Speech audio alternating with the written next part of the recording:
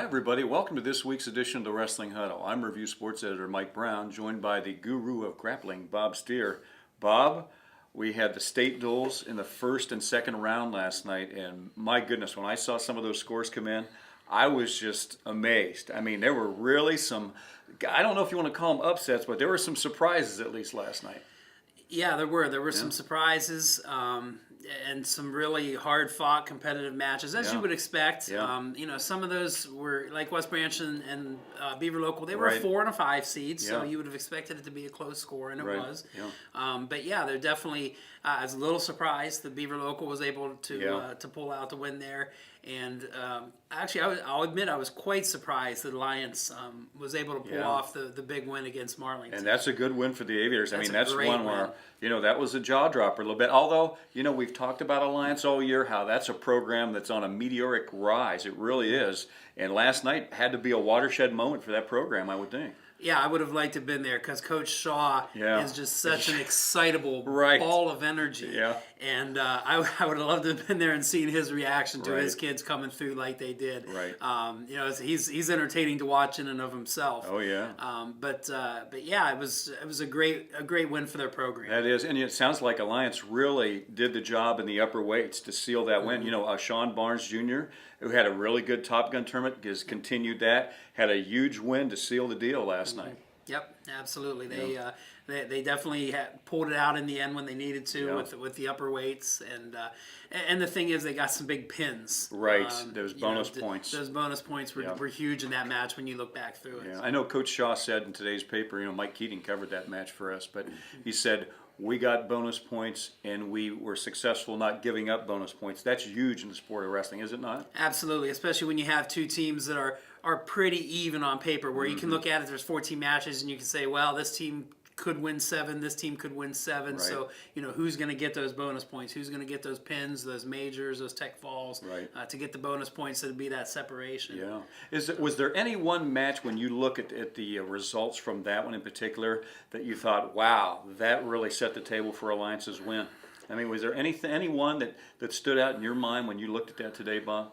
I know Barnes getting a win. That's a good win, and Stutler got a good win. I was going to say I think Brandon Stutler had a really nice win. I think that without being there and feeling the momentum of the match, I would certainly think they really would have gotten taken that as a momentum.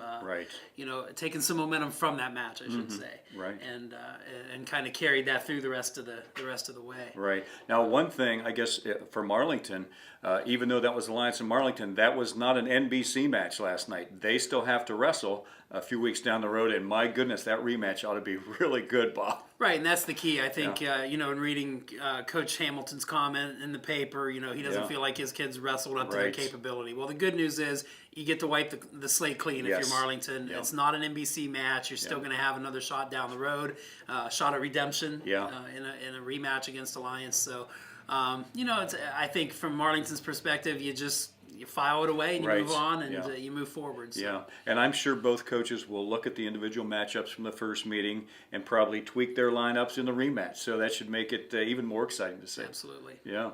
Well, let's talk a little bit. Let's go back to West Branch and Beaver Local because that's one that really surprised me coming in. Is that something where now I understand West Branch has some injuries in the middle of their lineup right now? Is that in fact the case? Yes, they sent 9 freshmen and sophomores out there. Wow. And of course they have one senior who's a first-year wrestler, giving it all he has, but he's a first-year wrestler and still learning the sports. So at the end of the day, that makes a big difference. Beaver Local has a veteran lineup. I think they have 10 or 11 upperclassmen, a lot of seniors in the lineup. And unfortunately, a lot of those matchups fell senior against freshman, senior against sophomore, and they got some big bonus points. They got some big pins against kids that, some of West Branch's better kids got pinned. Right.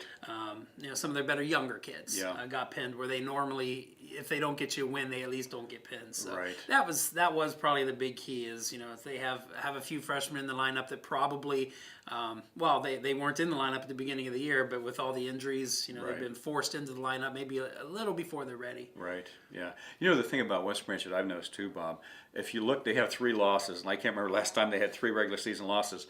but really, they are a quality wrestling team. And when you take their 3 losses and the total number of points that they've lost those, I think it's less than 20 points is the difference between them being undefeated right now and having 3 losses. So, and I think when we turn the clock ahead to the postseason, I do think as far as numbers to get to Columbus, I think they're probably going to be the leader in the clubhouse, because I look at probably 3 or 4 guys that have a legitimate shot to get to Columbus and do something from that team.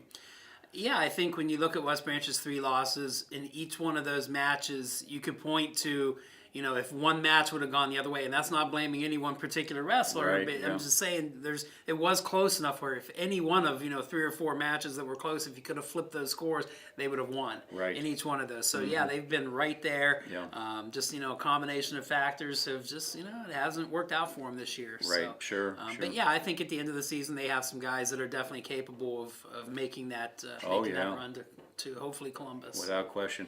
Well, because the state duels were this week, we don't have any NBC action on Thursday night like we would normally do. But next Thursday night, boy, we've got a great lineup. And obviously, we were just talking about Alliance. Really, the marquee matchup, I think, next Thursday night will be Alliance at West Branch. And that should be another dandy. That really should be Alliance is coming off this great dual match win. West Branch is coming off a rare loss.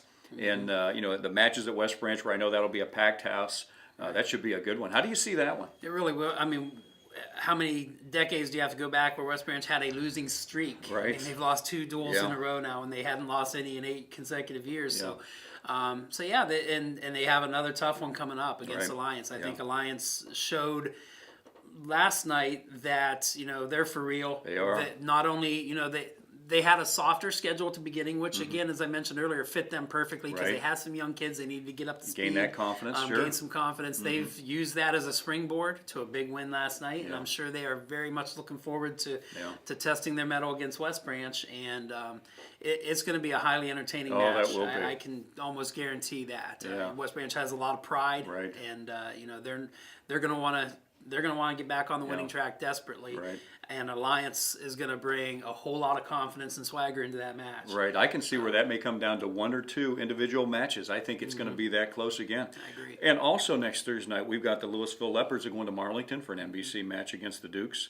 Minerva will go to Canton South for a league match. And Carrollton will be at Salem in the other NBC match next Thursday night. So a lot of fun wrestling. We're heading on toward the postseason. It's not too far around the corner yet. And we've got a lot of potential with all our individual teams and individual wrestlers. So it should be a fun time. I mean, it really should be. Looking forward to it. Yeah, I am too. Well, that'll do it for this week's edition of the Wrestling Huddle. For Bob Steer, this is Mike Brown. We'll see you on the mat.